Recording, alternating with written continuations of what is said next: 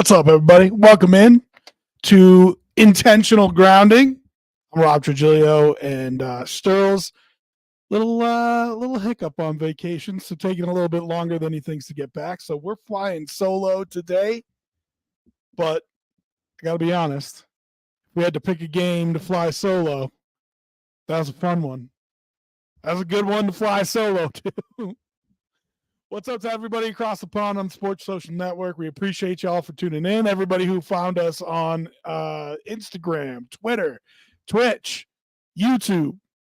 What's up, everybody? Thanks for joining us today. Want to talk a little bit about last week's game, even though it's been almost a week now, and talk a little bit about next week's game, even though it's almost a week away. Bills with a little mini bye here. You get 2 full NFL Sundays between watching your Bills play. And I think that's interesting for the team. We talked about it a little bit with Sturls earlier in the week where, normally you don't get 2 games back-to-back like that within 5 days. And you have 2 weeks off beforehand and 2 weeks off after. And that's kind of the situation that they're in with the bye week after the preseason. You play 2 games in 4 or 5 days, and then you get 11 days off after that because you're not playing until Monday Night Football. So a lot is going to change in the NFL, and especially how we view these teams before the Bills ever even take the field again, which I think is interesting because when you talk about, for example, the Arizona Cardinals, we played that game week 1, and everybody wondered, how good are the Cardinals really? Coming off a bad year, Kyler Murray started playing better towards the end of it, but he was coming off of ACL, I think it was. And, how good of a team really is that? Okay, the Bills almost gave it up to them, brought it back, ended up winning the game, but, it's not a team that you should be too impressed with. And then a week later, an absolute shellacking of the Los Angeles Rams, and that Cardinal team's looking a little bit tougher than maybe everybody thought. And if they go get a win on this coming Sunday, all of a sudden it feels like maybe that Cardinal team is a wild card contender in the NFC, a decent team, right? And so all of a sudden that week 1 Bills win looks like a whole different type of ball game than the way we were looking at it that week 1. Same thing goes with the Jaguars. Same thing goes with the Dolphins. And it's interesting to look back on that Dolphins game now and think to yourself, that's a team that might end the season with 5-6 wins. Now, part of that is because we're not exactly sure who's going to be playing quarterback for them the whole season. But this was, I think, by far the favorite to win the division in terms of who everybody was picking. I think there was a minority percentage of people picking the Bills to win. That includes me. I did not pick the Bills to win the division. I thought they would end up with a wild card spot. I think there was a very small number of people picking the Jets to win the division. And so I think the Dolphins were the favorite to win the division overall. And now you look at their season and just kind of sit there and say, I'm not so sure. They could end up with 5 or 6 wins. Say Tua never comes back. Say it's Skylar Thompson for the majority of the season. They could end up falling apart. And don't get me wrong, there's still a lot of talent on that team. But we're just looking at that game differently now than we were before. The Bills get out of Miami with a win. And in big picture, that was probably your toughest division game. It was probably your toughest division game, and now you're 1-0. Got it out of the way early. You have time to recover afterwards, which with the injuries that the Bills have had, they need all 11 days that they're going to get here, 12 days, whatever it is. And so you look at the outlook for the rest of the division. You got a Monday Night Football game versus the Jets coming up. That's a road game. That's probably your second toughest division game. And then you got 3 at the end of the season You finish the season, Patriots, Jets, Patriots. And Miami's in there, I think, late October. You're in a real good spot to try to sweep this division, which you have not done in recent years. In recent years, you split with the Jets, you split with the Dolphins, never been able to sweep this division. And it has been part of the problem in trying to get home field advantage. Now, you ended up with it last year anyway when you were playing the Chiefs, but I think they put themselves in a real good situation to try and go 6-0 in the division this year. You got your toughest one out of the way, and man, did you look good doing it. I mean, what a game from the defense, especially from James Cook. We're going to go through it all. I'll just run down some thoughts that I had with you on here. Thank you for wherever you're getting in and watching and following. Be sure to like, subscribe, follow. And if you're listening on the podcast across the pond, we appreciate you tuning in. So real quickly, just some thoughts from the game for me. First thing is the offensive line. I'm going to start on the offensive side of the ball, and I want to start with the offensive line. And I know a lot of people are going to start with James Cook, and I think James was great. I mean, I loved the game that he played. But the offensive line, I was concerned about going into the season, particularly Edwards, a little bit Torrance, and they have been great. They've been great.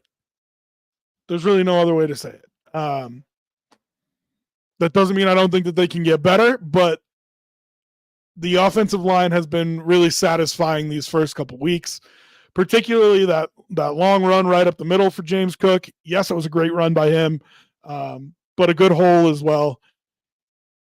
I think they're starting to find a little bit of a rhythm. And one thing that,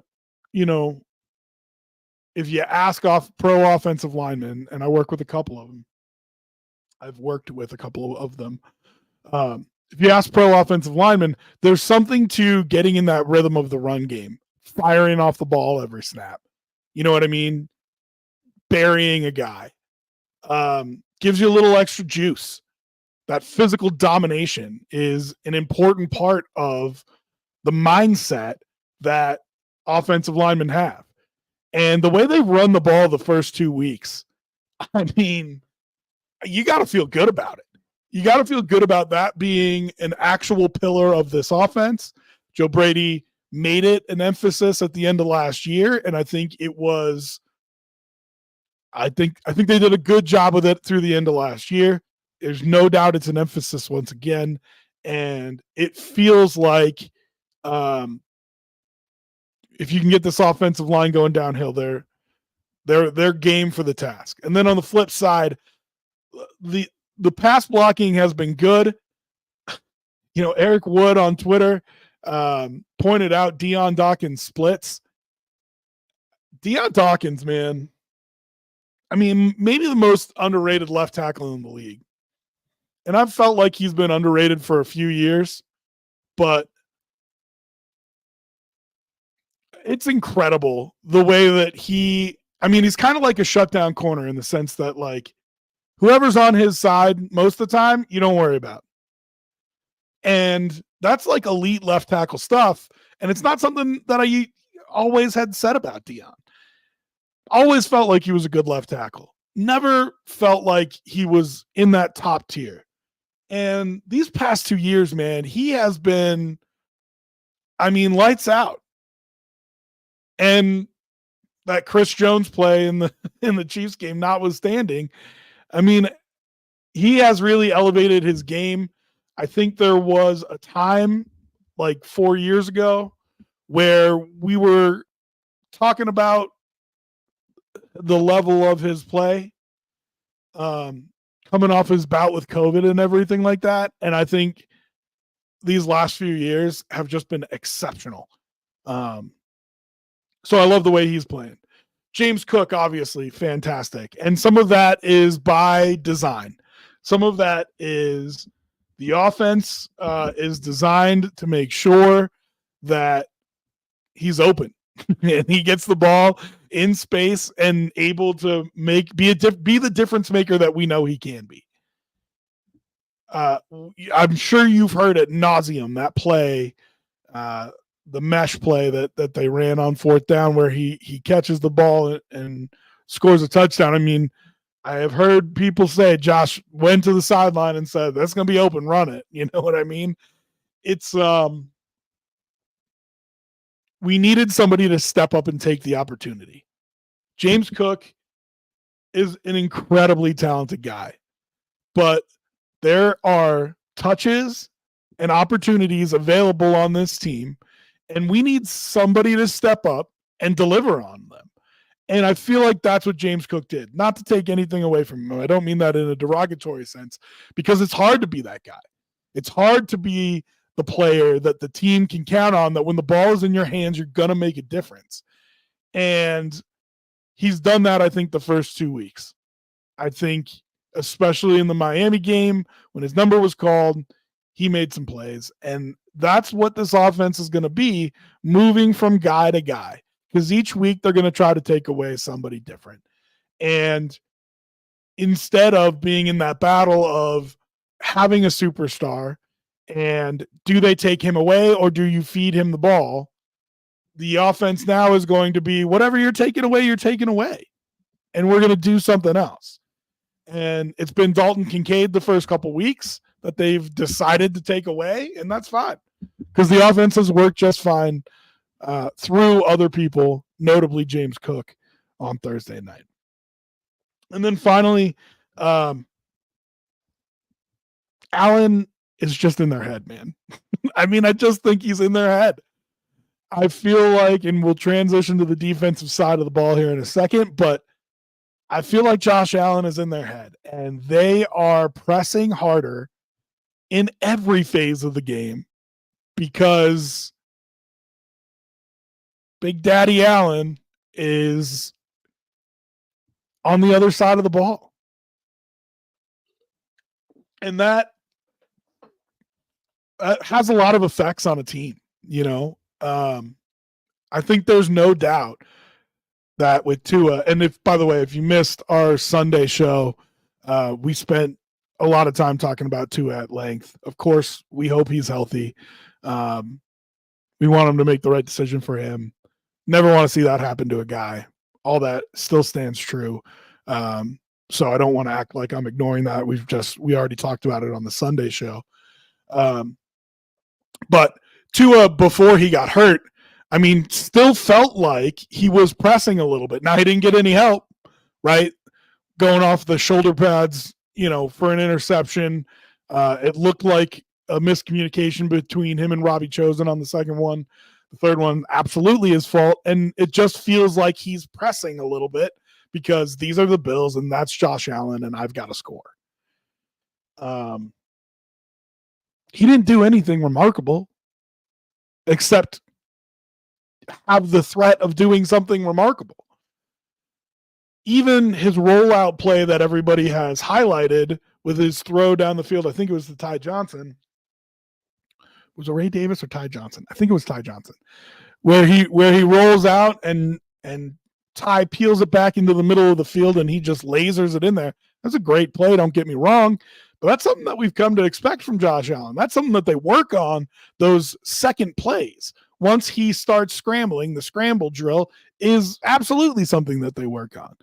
And so, I mean, yeah, it was a great play, but it wasn't anything that blew my mind. You know what I mean? He didn't do anything that was, oh my God.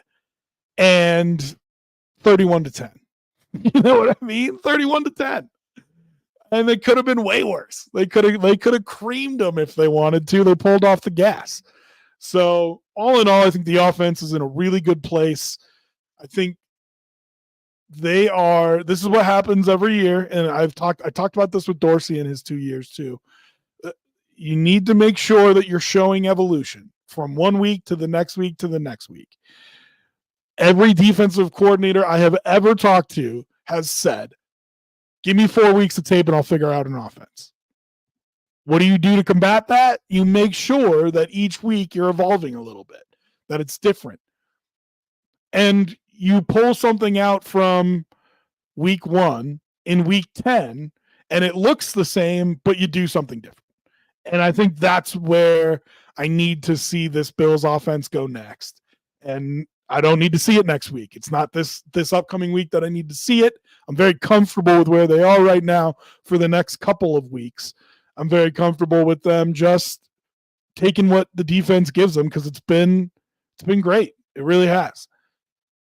But over the next month or two of the season, what we need to see from Joe Brady is a continued evolution and more creativity to make sure that the offense doesn't get stale. And I think that's what Ken Dorsey always had trouble with. I hope that we see that from Joe. Again, thank you to everybody who is watching YouTube, Twitch, wherever. Make sure you like, you follow, you subscribe. I'm kind of pirating Sterls' streams today. He is out, a little bit of travel trouble on his way back.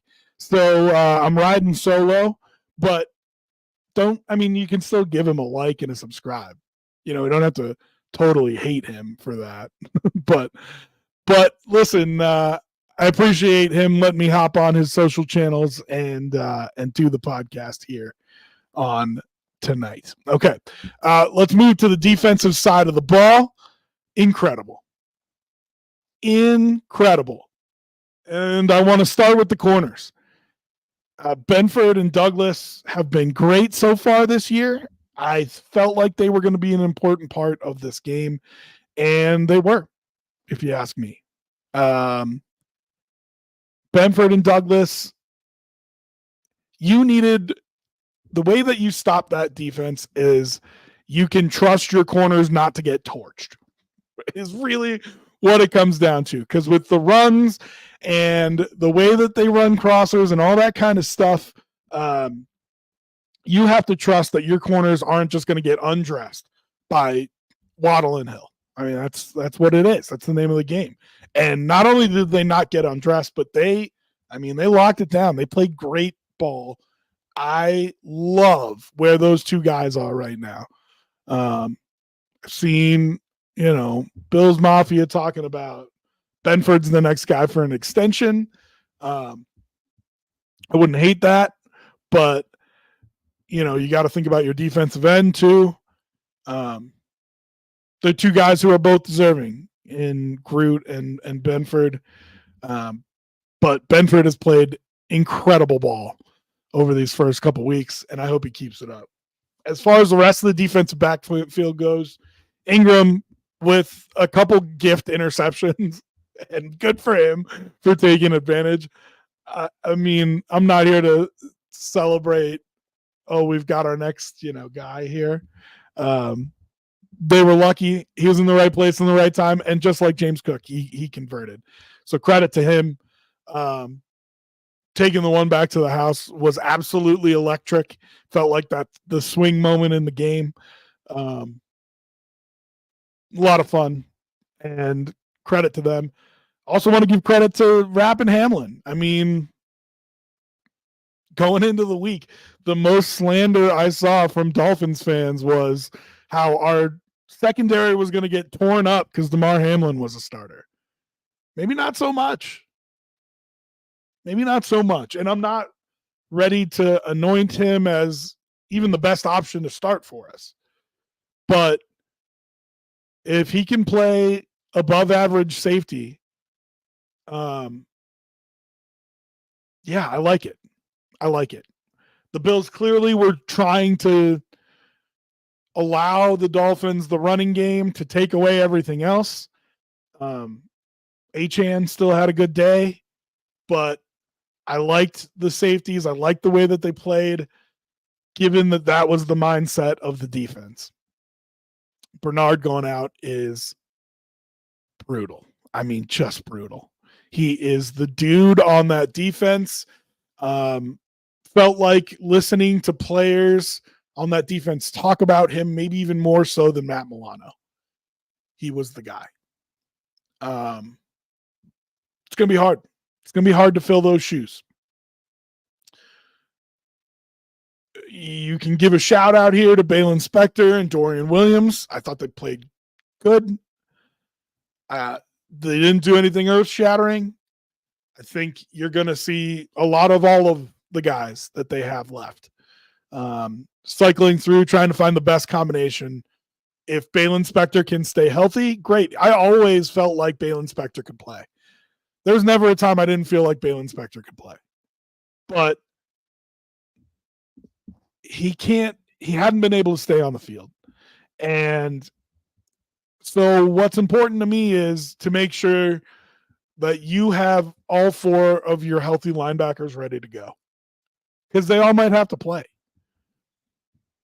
If Balin Spector pulls something and you're down to your 5th linebacker, you got to make sure they're all ready to go. Moreau, Andreessen, of course, Dorian Williams, and Balin Spector. So it's going to be interesting over these next few weeks to see how the Bills handle that situation. I expect they're making some phone calls right now. I think it's probably too early in the season to get somebody to give up a linebacker. But I wouldn't be surprised if they flip a late round pick trying to bring somebody in. Now, the news we got on TB was good. Probably not super long term, but still a month, 6 weeks. So, like I said, it'll be interesting to see how the Bills handle that. They're no doubt going to have to deal with offenses trying to attack those linebackers in a bunch of different ways. Attack them in pass coverage, attack them in space, attack them with the run game. There's no doubt they're going to come after them. And so it's going to be a big test for these guys to see if they're ready to play at an NFL level. TB going down is so tough. I mean, just brutal. And you wonder, with how good this defense has been, how good this defense could be if you had 2 honestly, truly dynamic linebackers playing for your team. Not to sound too optimistic, but which still could happen by the end of the season. If you can get those 2 guys on the field at the same time, I think everybody in Bills Mafia has had a fever dream about what that looks like in terms of dominating defense, and you hope to see it one of these days. And then defensive line.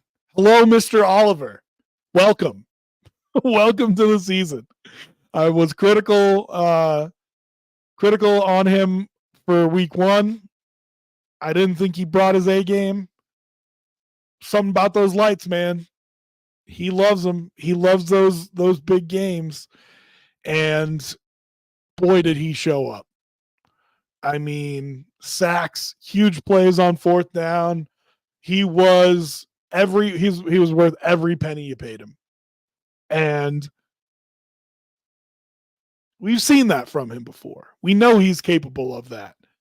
It's what makes it so frustrating when he puts up a week like week 1. And maybe I'm being too hard on him for week 1, but to me, we know the talent he's got. There's no question about it. It's the consistency that we need to see. And we talked about that a little bit when we were talking about Greg Rousseau. We know he's got that game in him. I need it more frequently. That's the evolution of playing in the NFL and turning into a star is, you take some time to figure it out, and then you have a couple splash games, and then you do it, for about half a season, every other game, every 2 games, something like that. And then what really turns you into a star is every game. You do that every game. And Ed was terrific. Bring it this week. 12 days off, man. Should be nice and rested and ready to go. And you should wreck that Jaguars game just the same that you did the Dolphins game. Cowboy up, dog. Like, let's go. You know what I mean? I'm ready for it. I'm ready for him to ascend to that level. And that's what I want to see out of him. You gave him a big contract. And just like with a lot of Beans contracts, it has looked better as the years have gone on. And there are guys who are getting more money than him who I don't think are as good. But that's the domination. If we're talking about how to win a Super Bowl, that is the kind of domination that we need to see out of him. And speaking of, if we're talking about winning a Super Bowl, let's talk Von Miller. Because no, I don't need Von Miller to be Super Bowl MVP Von Miller. I need Von Miller to be a legitimate pass rushing threat on the opposite side of Greg Rousseau. And I need one of them to eat each week because of it. Right? And what's up, Milkman? Yeah, took a big fat L. The 49ers did. But we're not talking 49ers right now. We're talking Bills. And yeah, come back Sunday and we'll roast you the way that you properly deserve, Milkman. He's our channel troll, just so everybody knows. Milkman is our channel troll. And so that is why we roast him when his team loses. Because all he does is talk smack, mostly baseless smack. So there you go. Von Miller and Greg Rousseau. You need one of them to eat each week. Von Miller was great this week.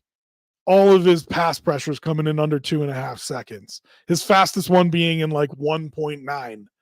He undressed the Dolphins defensive tackle with a spin move. I mean, it was incredible. It looked like prime Von Miller. And I don't think you're going to get that for 17 games. But if you get it for 6 and then in the playoffs, let's go. Let's go. And he wasn't listed as a starter. There's clearly an effort to try to save his legs, decrease his snaps, make sure that he feels like he feels now at the end of the season. I'm not crazy about it. It's a very Sean McDermott thing to do. I do understand the thought process. But then we better get there. You know what I mean?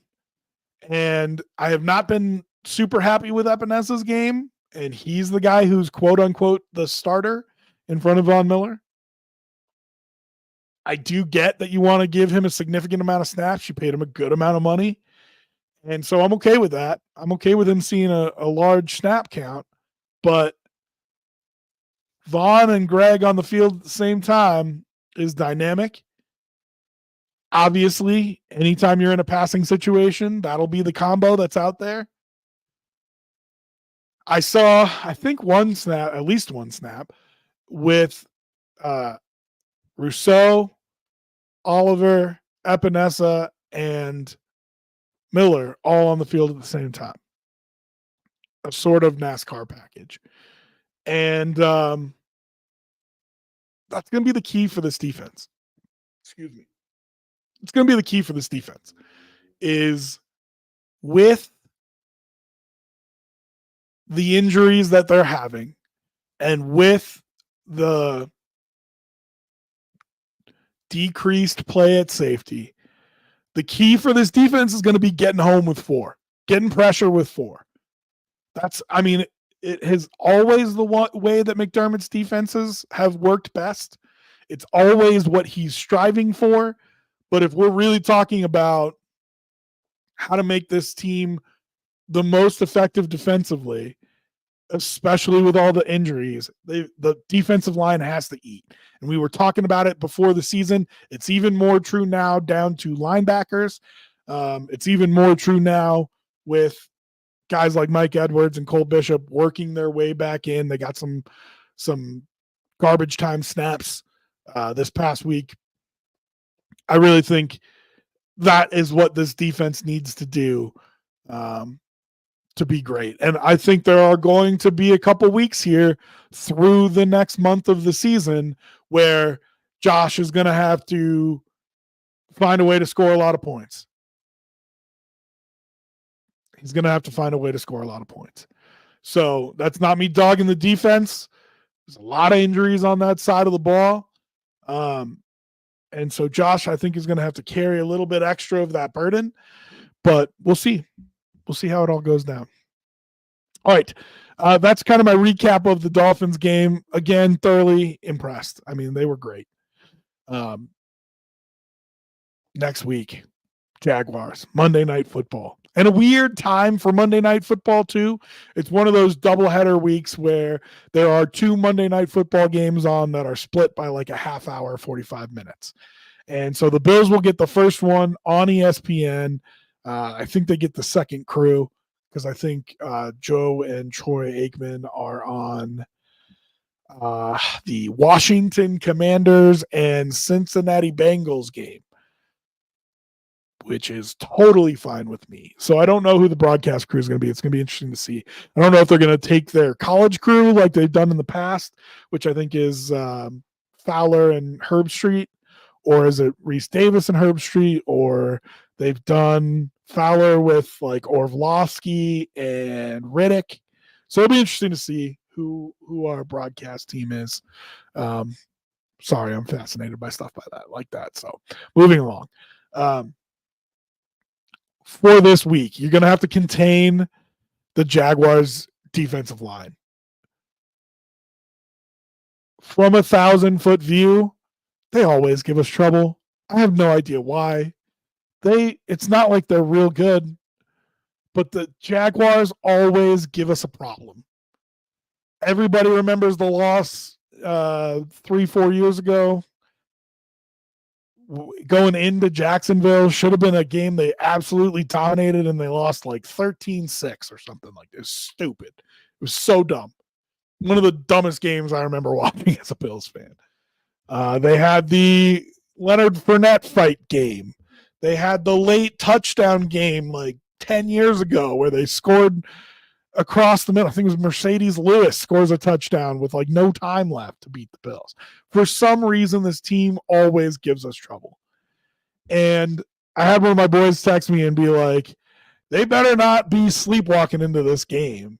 Blah, blah, blah. Listen, man, if this team is satisfied after 2 weeks and 4 years of regular season victories leading to almost nothing, I'm going to be so disappointed.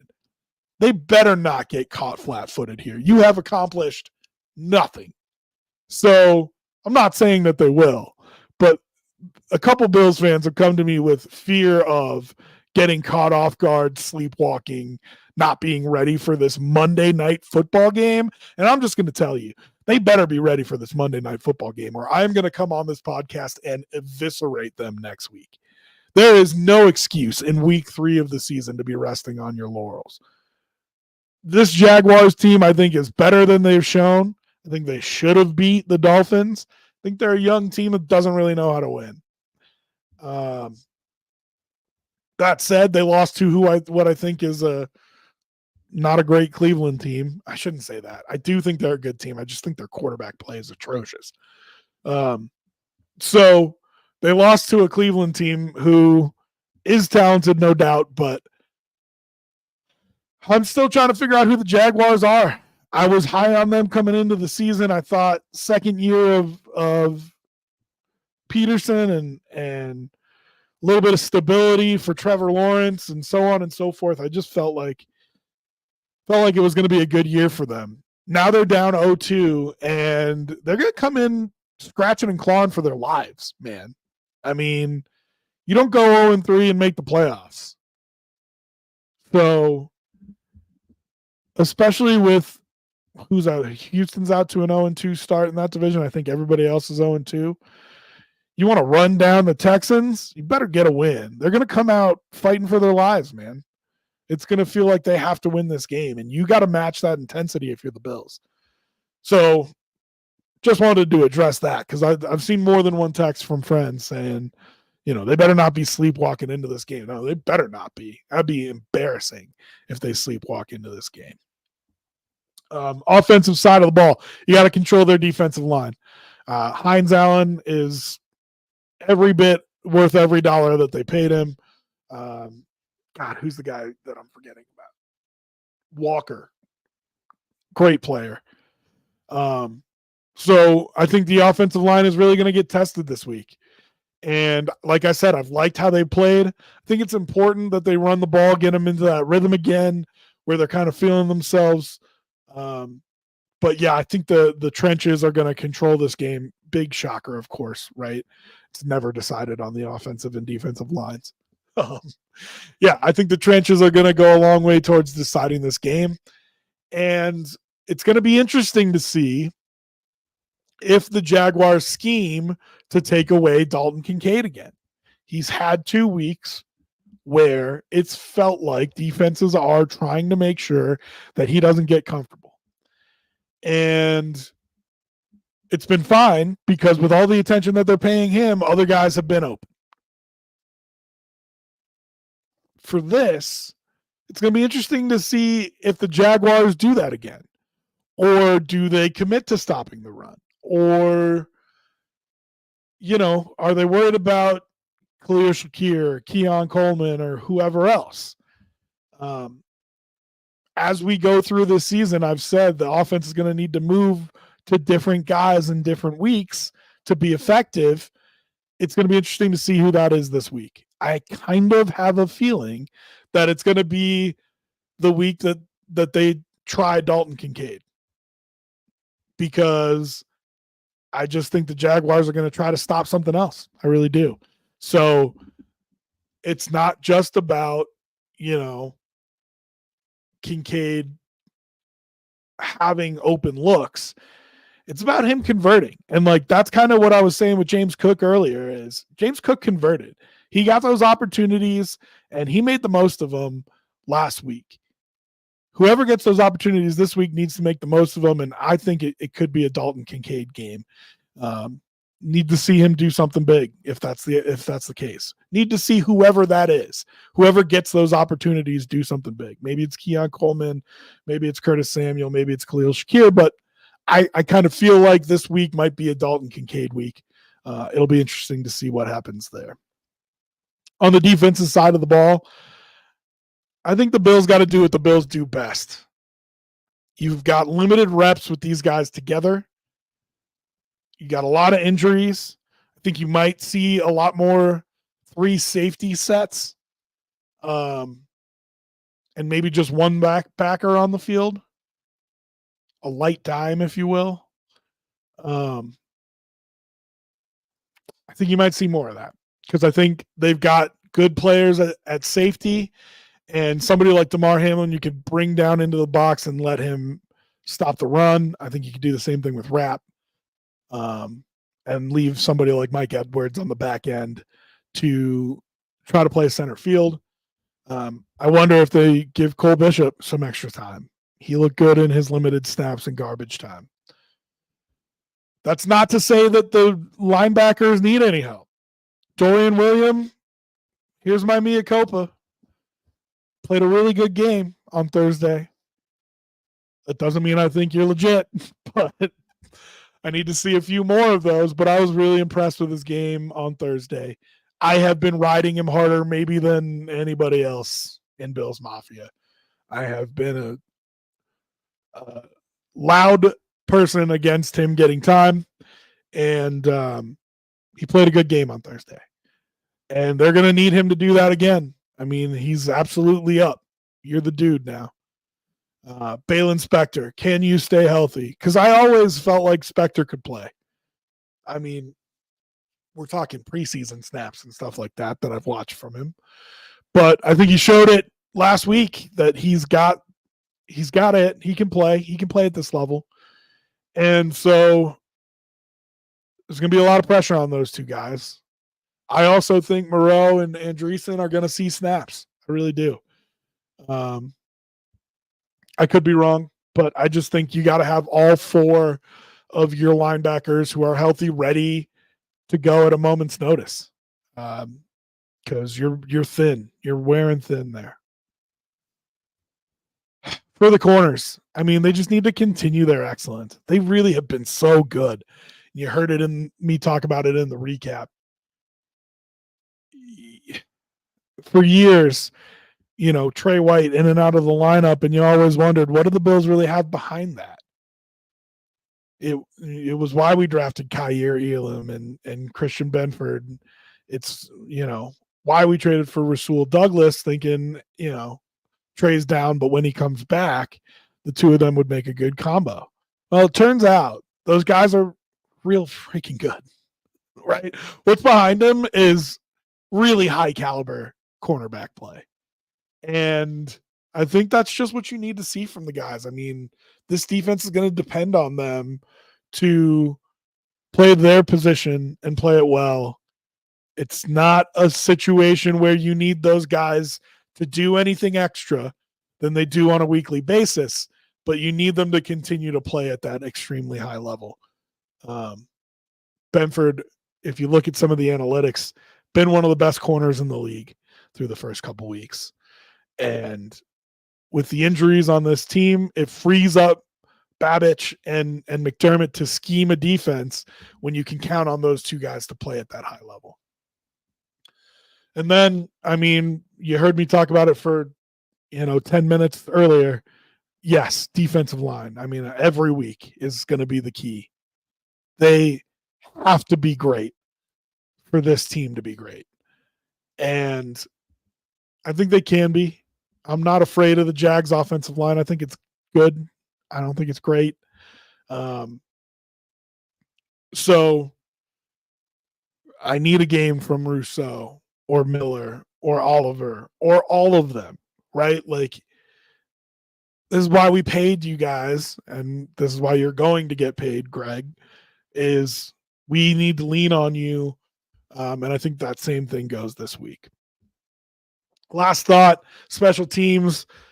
I mean, it's not something that I would normally include in this podcast, but we have to talk about Tyler Bass. We have to talk about him. He looked like he was maybe waking up a little bit, a couple of easy kicks to start the game, and I felt good about where he was. And then he comes in and just absolutely chunks one. And it's going to be interesting because is it one of those that he hit so bad that he can just forget about it? I think everybody who's played golf or baseball or whatever, you've been there, you've done that kind of thing before where you just such a bad hack at one that you don't even think about it anymore. You're like, oh, that was an outlier. It was garbage. But he's done that a lot. And just like with a quarterback, a young quarterback, once that confidence gets shaken, it's hard to get back. And so it's going to be interesting to see this week how he handles that.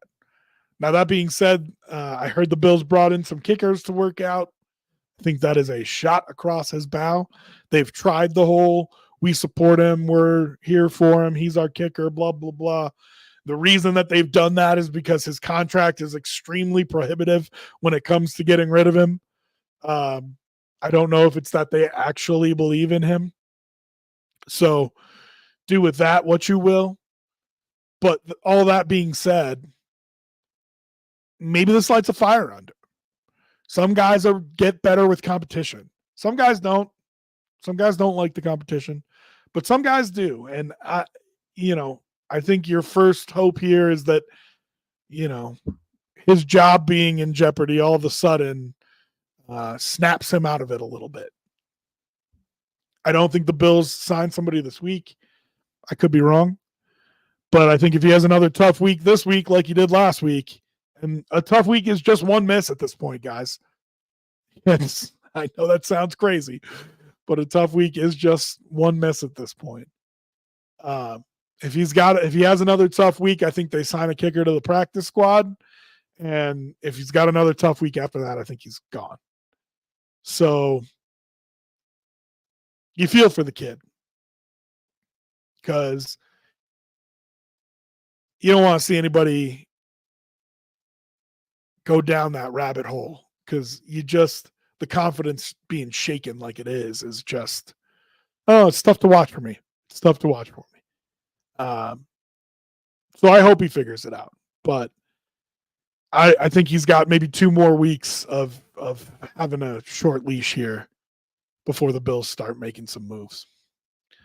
A reminder that we are in prime time for the foreseeable future here. As we look ahead to what the Bills' next couple weeks look like, you got a Monday night game, as we mentioned, this week, Sunday night the week after that. Then you got a regular Sunday home game against the Texans, and then your Monday night football again versus the Jets. And you're running through a little bit of a gauntlet here. You put yourself in a good situation. People have said, oh, does this look easier now? Ravens are 0-2, Jags are 0-2, Jets don't look like themselves. I don't think so. Week 1 of the NFL season lies. Week 2 of the NFL season, also kind of a liar. These teams are going to be anxious to get off the mat, and they're going to need to do it against you. So I don't think that this stretch is any easier than it looked like at the beginning of the season.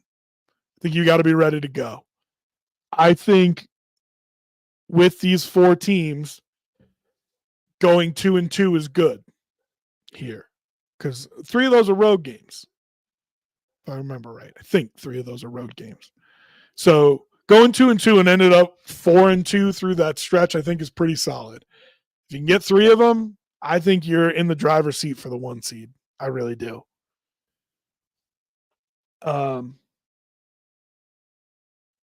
I don't think you can afford to lose that many AFC games.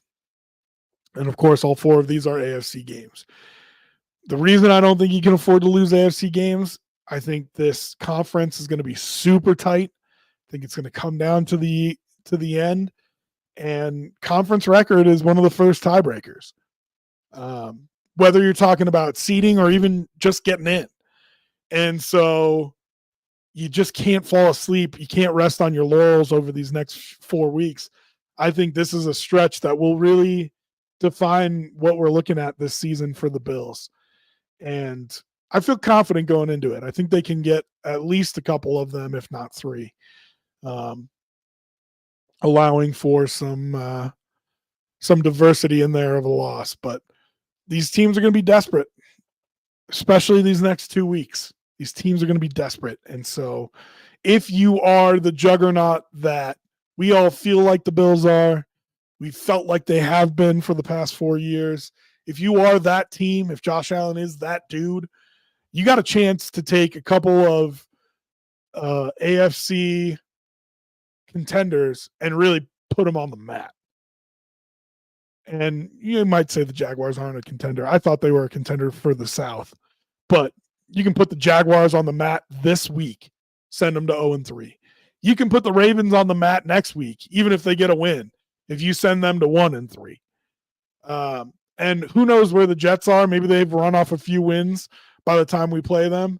But if the Jets lose another game or 2, you can put them on the mat too. And you can really make these teams' seasons harder than it needs to be. So it's an interesting little stretch for the Bills here, and an important one, I think, for them to really show us who they really are. Different guys, different coaches, 2 new coordinators. They're not the same team that they've been over the last 4 years. This month stretch, I think, is really where they can prove to the NFL and prove to the rest of us who they are. So that's it. That is our intentional grounding podcast. Of course, we'll have Strohls back next week. We'll do our Sunday, your NFL pregame show coming up Sunday at 10 a.m. Eastern, 7 a.m. Pacific. If you want to tune in, we'll be on many of these same channels for that. And wherever you find us, like, subscribe, follow. If you're listening across the pond, I really think it's cool that this is getting blasted out over in Europe and the UK. So appreciate all the listeners across the pond. I hope you find it informative. Go find me on social media at Rob T Radio. Happy to answer any Bills questions that you have. And if you are in Colorado, we say it at the end of every podcast. We did start a little group, Denver Bills backers. Find us on social media and come hang out with us for one of these Bills games. I got to tell you, little personal side note here. It was a lot of fun to beat the Dolphins in a bar where there were a bunch of Dolphins fans too. Oh, I mean, early on, they're poking their head in and shouting at us and so on and so forth. And man, were they quiet by the time the end of the game rolled around. Tough break for those Dolphins fans. You hate to see it, don't you? You hate to see it. So if you're in Colorado and you're a Bills fan, feel free to stop by and say what's up to us at the Denver Bills Backers Bar, which is Stoney's Uptown on 17th and Park. Other than that, appreciate y'all hanging out for the podcast here, and we will catch you next week. Hope everybody has a great week. And, of course, as we always say, go Bills.